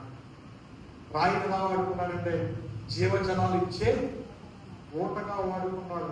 ఇశ్రాయేలు ప్రజలు అరణ్య ప్రాంతంలో నడుస్తున్నప్పుడు దాహం వేస్తా ఉన్నది, మాకు దాహం తీర్చడానికి నీరు లేదు అరణ్య ప్రాంతంలో అని గోల పెడుతున్నప్పుడు మోషే బండను కొట్టగా, రాయిని కొట్టగా జీవజలాలు ఊరాయి. ఏ వస్తువునైనా సరే దేవుడు వాడుకుంటాడు. నిన్ను వాడుకోవడేమనుకుంటావు, కానీ నువ్వు ఆశ కనుకొనిస్తే దేవా నీ కొరకు నేను వాడబడాలి, దేవా నీ కొరకు నేను జీవించాలని ఆశ కనుక నువ్వు కనుపరిస్తే దేవుడు తప్పకుండా వాడుకుంటాడు. మన బలముతో కాదు, మన శక్తి సరిపోదు, మన బలము సరిపోదు, మన జ్ఞానము సరిపోదు. దేవుడి జ్ఞానము, దేవుడి నామములో ఏదైనా సరే దేవుడు వాడుకోగల సమర్థుడు. ప్రియ సహోదరి సోదరుడు, అప్పుడు 4 విషయాలు చూపించాను. మట్టిని వాడుకున్నాడు, కర్రను వాడుకున్నాడు, గాడిద దవడ ఎముకను వాడుకున్నాడు, 4వ ఏమనుకున్నాడు, రాయిని వాడుకున్నాడు. ఇంకా 2 విషయాలు ఉన్నాయి, 2 విషయాలను చూపిస్తాను. 5వ దేన్ని వాడుకున్నాడంటే 5 రొట్టెలను 2 చిన్న చేపలను వాడుకున్నాడంట. యేసు ప్రభువు వారు ఈ భూమి మీద 3.5 సంవత్సరాలు సువార్త ప్రకటిస్తున్న రోజుల్లో అండి ఆయన అరణ్య ప్రాంతానికి ఎక్కువ వెళ్తూ ఉండేవారు. ఎందుకోసం అంటే గ్రామాల్లో ఉన్న, ఊరుల్లో ఉన్నా సరే ప్రజలు ఆయన్ని ప్రార్థన చేసుకొని ఇచ్చేవారు కాదు. జాగ్రత్త అన్నారు వాక్యాన్ని. ఎప్పుడైనా సరే ప్రార్థన చేసినప్పుడు ప్రశాంతమైన వాతావరణంలో చేయాలి. నేను నలుగురు మాట్లాడుకున్నప్పుడు, టీవీ పెట్టుకొని చూస్తూ ఉన్నప్పుడు ఎవరైనా అంటే ప్రశాంతమైన వాతావరణము ఉండాలి. దేవుడితో నువ్వు సంభాషించాలనుకుంటూ ఉన్నప్పుడు, దేవుడితో నువ్వు కొంతసేపు సమయం గడపాలనుకున్నప్పుడు ప్రశాంతమైన వాతావరణము కనుపరుచుకోవాలి. యేసయ్య గ్రామంలో అంతా చుట్టూ ప్రజలు వచ్చేసేవారు. అంటే ఒక్క నిమిషం తినబడి ఉండేది కాదు. ఎక్కడికి వెళ్ళినా సరే ప్రజలు చుట్టూ వచ్చేసి ఏదైనా వాక్యం చెప్పండి ప్రభువా, లేదా ఏదైనా మా కోసం సూచక్రియ చేయండి ప్రభువా అని ఆయన వెంబడిస్తూ ఉండేవారు. కాబట్టి చాలా సందర్భాల్లో దేవుడు ఏం చేసేవాడంటే అరణ్య ప్రాంతములు వెళ్ళిపోయి కొంత సమయము అంటే కొన్ని దినాలు ఉపవాసం ఉండి ప్రార్థన చేయాలనుకుని అరణ్య ప్రాంతంలోకి వెళ్ళిపోయేవాడు దేవుడు. అరణ్య ప్రాంతంలో ఏమండి ఒకరోజు అరణ్య ప్రాంతంలో దేవుడు ప్రార్థించడం కోసము వెళ్తే ప్రజలందరూ కూడా ఆయన వెంబడించి వెళ్ళిపోయారంట. కానీ ఈ రోజుల్లో దేవుడి సావుని వెంబడించేవారు ఎంతమంది, దేవుడి సంఘాన్ని వెంబడించేవారు ఎంతమంది, దేవుడి వాక్యము కోసం పరిగెత్తేవారు ఎంతమంది, దేవుడి ప్రార్థన కోసము గోజి ఆడేవారు ఎంతమంది. వీళ్ళారా గమనించాలి. ఆశ ఉంటే కార్యాలు మనం చూస్తాం. ఆశ ఉన్నదా మీలో? 1 గంట వాక్యం వినడానికి మనం నేర్చు వచ్చేస్తుంది. యేసయ్య అరగంట, గంట, 2 గంటలు, 3 గంటలు ప్రసంగాలు చెప్పేవాడు కాదు. ప్రజలు కూర్చుంటే ఎంత సమయం చెప్తూ ఉన్నాడో ఆయనే మర్చిపోయేవాడు. 2 రోజులు, 3 రోజులు, 4 రోజులు ఏకదాటిగా ప్రసంగాలు చేసుకుంటూ వెళ్ళిపోయేవాడు దేవుడు. అయినా సరే ప్రజలు ఎక్కడ కూర్చున్నవారు అక్కడ కూర్చుంటే మాకు నిద్ర లేదు ప్రభువా, మాకు ఆకలేస్తుంది ప్రభువా అని ఏ రోజు కూడా వారు అడగలేదు. అదే సందర్భాన్ని గుర్తు చేస్తా ఉన్నాడు. 5 రొట్టెలు 2 చిన్న చేపలు, 5,000 మంది తినగా, పురుషులు 5,000 మంది, స్త్రీలు ఇంకా ఉన్నారు, చిన్న బిడ్డలు కూడా ఇంకా ఉన్నారు. తినగా 12 గంపలు నింపారంట. 12 గంపలు నింపారు. ప్రియులారా, దేవుడు ప్రసంగాలు చేసుకుంటూ వెళ్ళిపోతూ ఉంటే చాలా రోజులు అయిపోతూ ఉందంట. అంటే తిండి మీద ధ్యాస ఉండదు, ప్రజలకు ఆహారం పెట్టడానికి ధ్యాస ఉండదు. కానీ శిష్యులు ఏమంటున్నారంటే ప్రభువా, ప్రజలకు మన దగ్గరికి వచ్చి చాలా రోజులు అయిపోయింది, కనీసం మీరు ఏమీ కూడా తెచ్చుకోలేదు. మీరు అవకాశం ఇస్తే ప్రజలకి కొంత సమయం ఇద్దాం, వాళ్ళ ఇంటికి వెళ్ళి అరణ్యం నుండి ఊరు వెళ్ళి వాళ్ళు ఏదైనా భుజించి తినేసి వస్తారు, మళ్ళీ వచ్చేస్తుంటే మళ్ళీ మీరు ప్రసంగాలు చేతురు అని చెప్తే, లేదు ఈ సమయంలో ఇప్పుడు వరకు జీవాహారం వారు తిన్నారు, భౌతిక ఆహారం కూడా ఇక్కడే తినాలంటే శిష్యులు అంటా ఉన్నారు. ఎక్కడే దొరుకుతారు ప్రభు, అరణ్య ప్రాంతంలో ఉన్నాం మనం, కనీసం తిన్నాక ఆహారం ఏది ఇక్కడ దొరకదు అంటే దేవుడు అంటాడు, ఎవరి దగ్గర ఏమైనా ఆహారం ఉందేమో కనుక్కో, ఎవరి దగ్గర ఏమైనా ఆహారం ఉందేమో కనుక్కో అంటే శిష్యులంతా కనుక్కుంటా ఉంటారంట. ఒక చిన్న బాలుడి యొక్క తల్లి ఏం చేసిందంటే, నువ్వు యేసయ్య మాటలు వినడానికి వెళ్తా ఉన్నావు కదా, యేసయ్య మాటలు వినడానికి వెళ్తూ ఉన్నావు కదా, ఏదైనా ఆకలి వేస్తుంది, పెద్ద వాళ్ళు ఉన్నట్టు నువ్వు ఉండలేవు కాబట్టి నీకు కొంచెం ఆహారం పెడతా ఉన్నాను బాక్సులో, అది నీకు ఆకలి వేసినప్పుడు తిను అని చెప్పినప్పుడు ఆ చిన్న బాలుడు కూడా తినడం మర్చిపోయాడంట. చిన్నపిల్లల దగ్గర ఏం చేస్తే వెంటనే దాచుకుంటా తినేస్తారా? తినేస్తారు. కానీ ఈ బాలుడు దాచుకున్నాడు. ఎందుకంటే దేవుడి యొక్క మాటలు అంత ఆకర్షించే రీతిగా ఉన్నాయి. ప్రజలు దేవుడు మాట్లాడుతూ ఉంటే అలాగా వింటా ఉండేవారంట. ఇంకా తింటున్నారా ఉంటున్నారా? ఏ పక్కన ఏం జరుగుతుంది, వెనకాల ఏం జరుగుతుంది, ఇంటి దగ్గర ఏమైపోతా ఉన్నది, నా తల్లి ఏం చేస్తున్నా, తండ్రి ఏం చేస్తున్నాడు, నా భార్య లేదా నా భర్త ఏం చేస్తున్నాడు అని ఆలోచన లేకుండా దేవుని యొక్క వాక్యం మీద దృష్టి ఉంచేవారు. చిన్నవాడైనా బాలుడు కూడా మర్చిపోయినప్పుడు ఈ యొక్క శిష్యులు అడుగుతూ ఉన్నారంట, ఎవరి దగ్గర నేను ఆహారం ఉందంటే అప్పుడు గుర్తొచ్చింది, ఆహా మా తల్లి 5 రొట్టెలు 2 చిన్న చేపలు పెడుతుంది కదా అని నా దగ్గరికి ఉన్నాయని ఇచ్చినప్పుడు ఇది ఎక్కడ సరిపోతే, ఇక్కడ 5,000 మంది పురుషులే ఉన్నారు, స్త్రీలు ఉన్నారు, ఇక్కడ చిన్నపిల్లలు ఉన్నారు, చాలా మంది ఉన్నారు, ఇవేం సరిపోతాయి అని సొరుపుకుంటానే ప్రభు దగ్గరికి పట్టుకెళ్ళి ఆయన చేతులు పెట్టారంట. ప్రభు సంతోషించారు.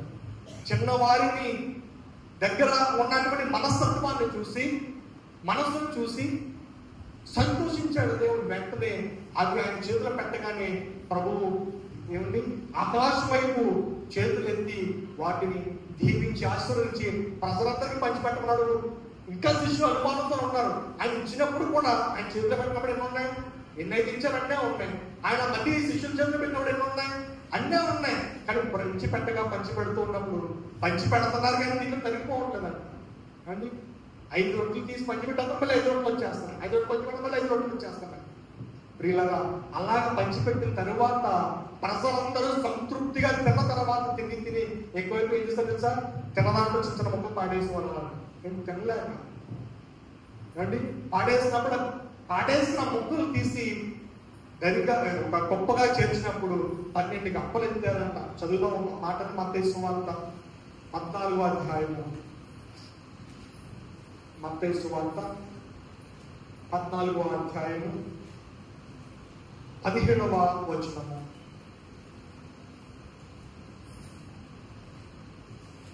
పేజీ నంబరు 15, 14వ అధ్యాయము మత్తయి సువార్త 17వ వచనం.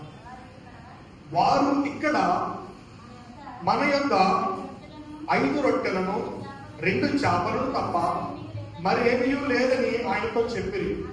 అందుకైన వాటిని నా ఎదుగు తిట్టని చెప్పి పచ్చిక మీద కూర్చుండుడని జనులకు ఆజ్ఞాపించి ఆ 5 రొట్టెలను 2 చేపలను పట్టుకొని ఆకాశము వైపు కన్నులెత్తి ఆశీర్వదించి ఆ రొట్టెలు విరిచి శిష్యులకిచ్చెను.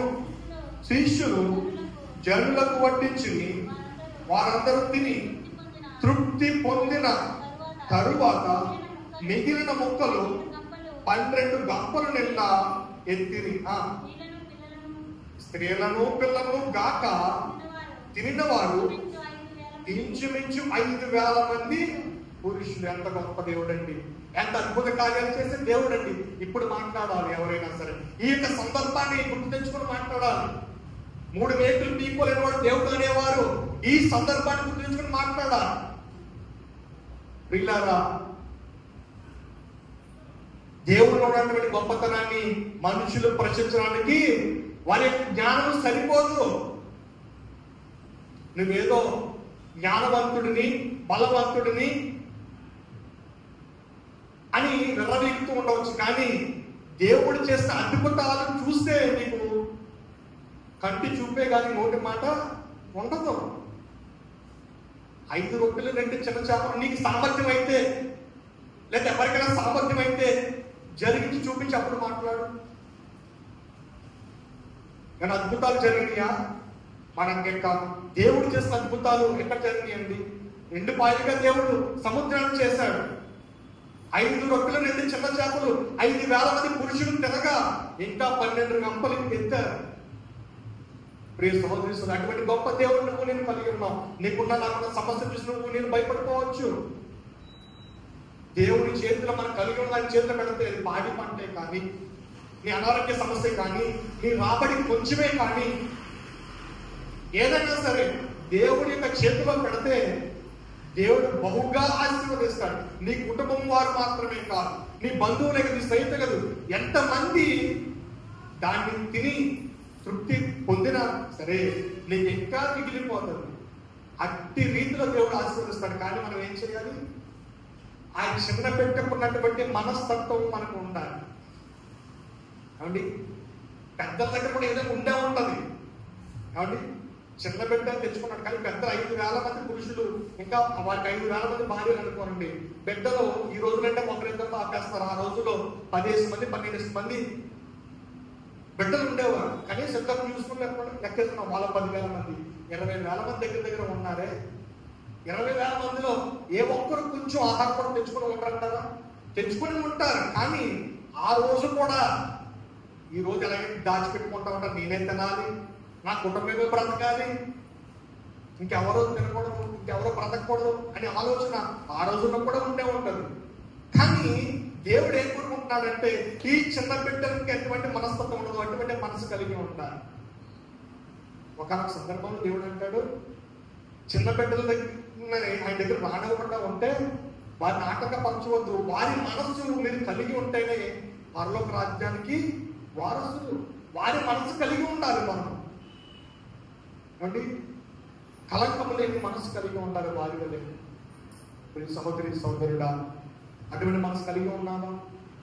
5 రొట్టెలు 2 చిన్న చేపలను ఆశీర్వదించి ఇచ్చిన దేవుడు నీకున్న రాబడిని ఆశీర్వదిస్తాడు, నీకున్న పాడి పంటను ఆశీర్వదిస్తాడు, నీకున్న చిన్ని తొట్టెను ఆశీర్వదిస్తాడు, చిన్న వంటను ఆశీర్వదిస్తాడు, నీ కుటుంబాన్ని దీవిస్తాడు, నీ బిడ్డలు దీవిస్తాడు, నీ భర్త నీ భార్య చేసే పని పట్టును దీవిస్తాడు. సహోదరి సోదరుడా, మన దగ్గర ఉన్నటువంటి కొద్దిపాటి వనరులను దేవుని చేతిలో పెడితే అవి అనేక మందికి ఆశీర్వాదకరంగా మారుస్తారంట దేవుడు. హల్లెలూయా, హల్లెలూయా. చిన్న బిడ్డల వంటి మనసు మనం కలిగి ఉన్నామా? కలిగి ఉన్నప్పుడు అనేక ఆశీర్వాదాలు మనం చూస్తాం. మనం దాచిపెట్టుకుంటూ ఉంటే దానివల్ల ప్రయోజనం ఏమీ లేదు. దాచిపెట్టుకుని ఉంటే దానివల్ల ప్రయోజనం ఏమీ లేదు. ప్రియ సోదరి సోదరా, చివరిగా ఇంకో దాన్ని దేన్ని వాడుకున్నాడు దేవుడిని చూపిస్తాను. నీటిని వాడుకున్న దేవుడు దేన్ని వాడుకున్నాడు చెప్పండి? ఇప్పుడు వరకు ఎన్ని చెప్పాను? 5 చెప్పాను, 6 చెప్తూ ఉన్నాను. మొదటి దేన్ని వాడుకున్నాడు దేవుడు? మట్టిని వాడుకున్నాడు. రెండవది కర్రను వాడుకున్నాడు. మూడవది గాలిలో దవడ ఎముకను వాడుకున్నాడు దేవుడు. 4వ దేవుడు దేన్ని వాడుకున్నాడు? రాయిని వాడుకున్నాడు. 5వదిగా దేవుడు దేన్ని వాడుకున్నాడు అంటే 5 రొట్టెలు 2 చిన్న చేపలను వాడుకున్నాడు. చివరగా ఇంకా చాలా వాటిని వాడుకున్నాడు. ప్రాముఖ్యంగా నేను ఇవి మాత్రమే తీసుకున్నాను. 6వదిగా దేవుడు దేన్ని వాడుకున్నాడు తెలుసా? నీటిని వాడుకున్నాడు. నీటిని వాడుకున్నాడు. దేనినైనా వాడుకోగలడు. నీటిని ఎలా వాడుకున్నాడు అంటే అది గలిలయలోని ఒక ప్రాంతంలో కానా అనే ఊరు ఉంది. కానా అనే ఊరిలో వివాహము జరుగుతూ ఉన్నది. దేవుడికి యేసు ప్రభు వారికి ఆ వివాహానికి ఆహ్వానం వచ్చింది. ఆహ్వానం వచ్చింది. ఎవరైనా బంధువులు వివాహానికి కానీ లేదా ఫంక్షన్ కానీ లేదా బర్త్డే ఫంక్షన్ మనం పిలిచిన మనం వెళ్తాం. అలాగే దేవుడు వెళ్ళాడు. వెళ్ళిన తర్వాత అక్కడ ఇప్పుడు మన ప్రాంతంలో అనుకోండి, మన ప్రాంతంలో ఏది ఫేమస్? అరటిపొడి ఫేమస్ ఏమండి. అలాగే పూతరేకులు ఫేమస్. భోజనాల్లో ఇవి పెడతారు. సామాన్యంగా బూరులు ఇవి పెడతారు. ఆ యొక్క ప్రాంతాలలో యేసు ప్రభు నివసించే ప్రాంతాలలో ఏమి ఉండేదంటే ప్రాముఖ్యంగా ద్రాక్ష రసం ఉండేది. గ్రేప్ జ్యూస్, ద్రాక్ష రసము ఉండేది. ప్రతి ఒక్క పెళ్లిలో కూడా ద్రాక్ష రసము పోసేవారు. ఇప్పుడు కూడా అలవాటు అయిపోయింది. చాలా మంది వివాహాల్లో కూల్ డ్రింక్స్ ఇస్తా ఉన్నారు. కొంతమంది ఏమో ద్రాక్ష రసం ఇస్తా ఉంటారు, కొంతమంది ఏమో పైనాపిల్ జ్యూస్ ఇస్తా ఉంటారు, కొంతమంది యాపిల్ జ్యూస్ ఇస్తా ఉంటారు. అంటే మనుషులకు కొంచెం అలసట తినడానికి లేకపోతే నోరు తీపి చేయడానికి చల్లదనాన్ని ఇవ్వడానికి పంచి పెడతా ఉంటారు. పార్టీల్లో కానీ ఫంక్షన్లో కానీ మ్యారేజెస్లో కానీ ఇలా చేస్తూ ఉంటారు ఈ రోజుల్లో. ఆ రోజుల్లో ద్రాక్ష రసం పోసేవారు. వారి యొక్క పేరుకు తగ్గట్టుగా ద్రాక్ష రసం పోసేవారు. ఎవరికి ఎంత కావాలో పోసేవారు. అయితే యేసు ఎప్పుడైతే అక్కడికి వెళ్ళారో ద్రాక్ష రసం అయిపోయిందంట. ఒక్క చుక్క కూడా ద్రాక్ష రసం లేకుండా అయిపోయింది. ఇంకా ద్రాక్ష రసం త్రాగేవారు, ఆహారం తినేవారు, బంతులో కూర్చునేవారు ఇంకా చాలా మంది మిగిలిపోయారు. ఆ యొక్క కుటుంబీకులు వస్తారు అనుకునే వారి కంట రెట్టింపు జనం వచ్చేసారు. ఆ యొక్క విందుకు రెట్టింపు జనం వచ్చేయడంతో ద్రాక్ష రసం అంతా అయిపోయింది. ఏమండి మరి ఈ మాట విన్నది యేసయ్య తల్లికి ఈ మాట విన్నది. ద్రాక్ష రసం అయిపోయింది. ప్రజలు ఏమో ఇప్పుడు నిందలు వేసేస్తారు. మా ప్రజలు ఎలా చూస్తారు? ఎక్కడ దొరుకుతారో వారి మీద నిందలేస్తాం. అండి ఒక వివాహంలో ఒక 10 కూరలు పెట్టారనుకోండి, 9 కూరలు బాగా రుచిగా ఉంటాయి. ఏదైతే ఒక కూర బాగోదో ఆ కూర గురించే మాట్లాడతారు తప్ప బాగుంటే 9 కూరల గురించి మాట్లాడతారంటే మాట్లాడరు. కాబట్టి ఈ వివాహంలో ఏదైతే లోపం ఉందో ఆ లోపం గురించే మాట్లాడతారు తప్ప మిగతా అంతా ఎంతో శృంగారంగా చాలా అందంగా బాగా జరుగుతుంది కదా అది చూసి మాట్లాడరు. ఈ యొక్క ద్రాక్షారసం అయిపోవడంతో ఈ కుటుంబీకులకు అంత ఆందోళన వచ్చేసింది. ఇప్పుడు ద్రాక్షారసం అయిపోయింది, వచ్చిన వారికి ఏ సమాధానం చెప్పాలి? ఆ ప్రాంతం వెళ్ళాం, కానా ఊరిలో ఈ వివాహం కదా ద్రాక్షారసం మాకు ఇవ్వలేదు అని ప్రజలు కోపలుగా మాట్లాడుకుంటారు. కాబట్టి ఏం చేయాలో అర్థం కాని పరిస్థితిలో నుండి దుఃఖంతో ఉన్నారు ఆ కుటుంబీకులందరూ కూడా. ఆ సందర్భంలో యేసయ్య దగ్గర మళ్ళీ వచ్చి ద్రాక్షారసం అయిపోయిందంట అంటే అంటారు యేసయ్య, నా సమయము ఇంకా రాలేదు. ఆయన సమయం కోసం ఎదురు చూడాలి. మనం అంటా ఉంటాం, ప్రభువా నాకు ఇంకా రాలేదు ప్రభువా, నాకు ఇంకా అనారోగ్యం తీరిపోలేదు ప్రభువా. ఆయన అంటా ఉన్నాడు, నా సమయం ఇంకా రాలేదు, నీ కార్యం చేసే సమయం ఇంకా రాలేదు. నువ్వు అనుకున్న సమయంలో దేవుడు కార్యాలు చేయడు. ఆయన అనుకునే సమయంలో మాత్రమే కార్యాలు చేస్తాడు. చాలా మంది అంటా ఉంటారు, చాలా మంది భక్తులు మరణిస్తా ఉన్నారు, చాలా మంది ప్రజలు మరణిస్తా ఉన్నారు, చాలా మంది చోట్ల ఉగ్రత వచ్చేస్తా ఉన్నది. దేవుడు అనేవాడే కనుక ఉంటే నాకు ఈ బాధ ఎందుకు రావాలి, నాకు ఈ అనారోగ్యం ఎందుకు రావాలి, లేకపోతే వారు ఎందుకు చనిపోవాలి, చిన్న వయసులోనే ఎందుకు చనిపోవాలి అంటే దేవుడు వారి ద్వారా మనుషులకు ఏదో అంటే వారు ఉంటేనే మనం బ్రతకగలమా అంటే నీలో విశ్వాసం దేవుడు చూడాలి కదా, నీలో ఎంత భక్తి ఉందో దేవుడు చూడాలి కదా. అటువంటి యోగులు కూడా కష్టపరిచాడు దేవుడు, సాతానికి అప్పచెప్పాడు దేవుడు. ఆయనలో ఎంతవరకు నమ్మకత్వం ఉందో, ఎంతవరకు విశ్వాసం ఉందో, బిడ్డలు చనిపోయినా సరే ఆయన విశ్వాసం మాత్రం కోల్పోలేదు. ఆయన సమూహం వచ్చే వరకు మనం వేచి చూసే ఆ యొక్క విశ్వాసం మనం కనుపరుచుకోవాలి, వృద్ధిపరుచుకోవాలి. ఉందా దగ్గర విశ్వాసము? ఇప్పుడు కోత వస్తే వెంటనే పండేవాళ్ళు, ఇప్పుడు మనం విత్తితే వెంటనే పండేయాలి. అది అది జరుగుతుందా? జరగదండి. దాని కాలం వచ్చే వరకు మనం ఎదురు చూడాలి. ప్రియ సహోదరుడా అంటా ఉన్నాడు యేసు, నా సమయం ఇంకా రాలేదు అన్న తర్వాత యేసయ్య అంటాడు, అయ్యా మీరందరూ కూడా ఉన్న రాతి బాణలన్నీ కూడా 6 రాతి బాణలన్నీ కూడా అంచుల మట్టుకు నిండా నీళ్ళు నింపేయండి అని చెప్తే అలా అనుకుంటా ఉన్నారు, ఈయనేంటి నీళ్ళు నమ్మన్నాడు, ద్రాక్షరసంలో నీళ్ళు పోయమంటాడా ఏంటి అనుకుంటా ఉన్నారు. కానీ ఎదురు చెప్పకుండా వారు నీళ్ళతో నింపారు. నింపిన తర్వాత ఏం జరిగిందంటే యేసయ్య ప్రార్థన చేశారు. ప్రార్థన చేసిన వెంటనే అద్భుతం జరిగిపోయింది, కార్యం జరిగిపోయింది. యేసయ్య చేసిన మొదటి సూచక క్రియ కాలాలలో అది మొదటిదంట. చదువుతామా? యోహాను సువార్త 2వ అధ్యాయము 7వ వచనం నుండి 11వ వచనం వరకు. యోహాను సువార్త 2వ అధ్యాయం 7వ వచనం నుండి 11వ వచనం చదువుతాను. జాగ్రత్తగా పేజ్ నంబర్ 81.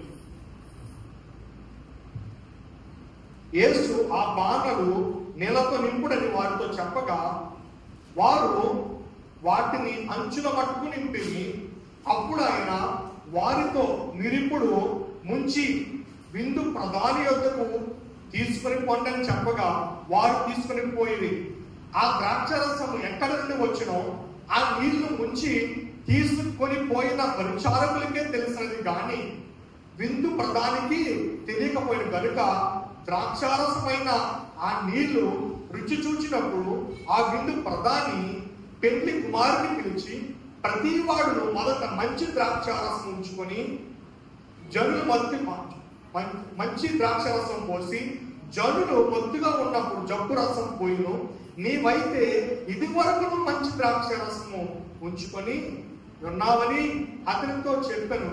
గలిలయలోని కానాలో యేసు ఈ మొదటి సూచక్రియ చేసి తన మహిమను బయలుపరచెను. అందువలన ఆయన శిష్యులు ఆయన యందు విశ్వాసం ఉంచుని. దేవునికి స్తోత్రం. హల్లెలూయా. ఎంత గొప్ప దేవుడు అండి. నీళ్లను ద్రాక్షారసంగా మార్చిన దేవుడు.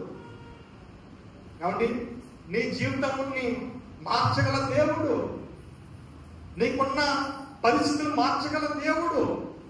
మన జీవితము ఎంత సాధారణమైనదైనా సరే దేవుని యొక్క స్పర్శ తగిలితే, దేవుని యొక్క తాకిడి తగిలితే, దేవుని యొక్క మన జీవితాల్లో ముట్టగలిగితే మన పరిస్థితులన్నీ కూడా రుచిభరితంగా, ఆశీర్వాదకరంగా, మహిమకరంగా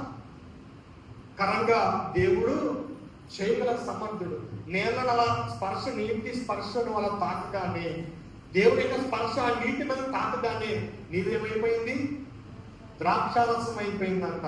విందు ప్రధానంతా ఉన్నాడంట. పెళ్లి కుమారుని పిలిచి, అయ్యా ఎవరైనా సరే మొదట మంచి రసాన్ని దాచిపెట్టుకొని జబ్బు రసాన్ని పూసేస్తారు, పాడైపోయిన రసాన్ని.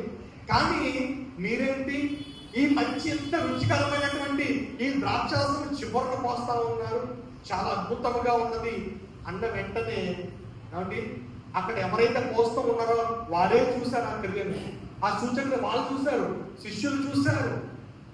ఏమండి దేవుడు చేయగలిగితే ఏ వస్తువు అయినా సరే తన మహిమ పరిచయ విధంగా మార్చుకోగలుగుతాడు దేవునికి స్తోత్రం. హల్లెలూయా. చివరిగా చెప్పేది ఏంటంటే, ఏమండి దేవుడు ఎప్పుడు కూడా చిన్న వాటి మీదే లక్ష్య పెడతాడు. మనుషుడు ఎక్కడ లక్ష్య పెడతాడు?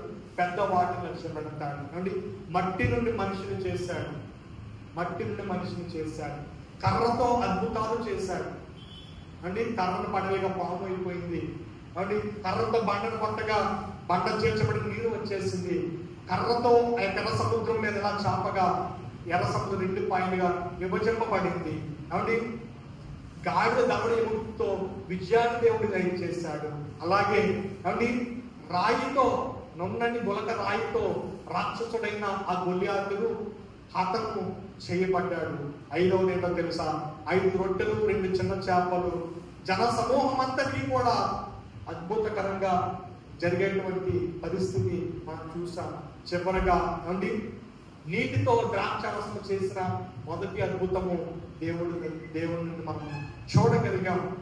మన జీవితంలో కూడా మన చేతిలో ఎటువంటి చిన్న వస్తువు ఉన్నా, చిన్నదైనా సరే అది దేవుడి చేతిలో పెడితే అండి అది ఆశీర్వాదకరంగా దేవుడు మారుస్తాడు. అది నీ పరిస్థితి అయినా, నీ అనారోగ్యమైనా, నీ రాబడైనా, నీ పంట అయినా, ఏదైనా సరే దేవుడి చేతిలో అండి దేవుడి సంఘములో మొదటిగా పెడితే దేవుడు దాని నుండి నీ కుటుంబాన్ని ఆశీర్వదిస్తాడు. నీ కుటుంబం తినగా ఏమండి ఇంకా చుట్టూ ఉన్న వారు తిరగండి, బంధువులు సేవలు తినగా ఇంకా కూడా అండి ఈ అంచుల మట్టి నింపినా సరే అది పొంగి పొర్లింది. 5 రొట్టెలు 2 చిన్న చేపలు తినగా ఇంకా 12 కాబట్టి అట్టి రీతిలో దేవుడిని రాబడి అంతటిని కూడా దేవుడు ఏం చేస్తాడు తెలుసా? ఆశీర్వదిస్తాడు. అటువంటి కృప దేవుడు మనందరికీ దేవుడు దయచేయను కనుక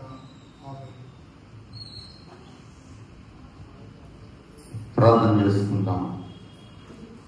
మహోన్నతుడైన మా తండ్రి, పరిశుద్ధుడైన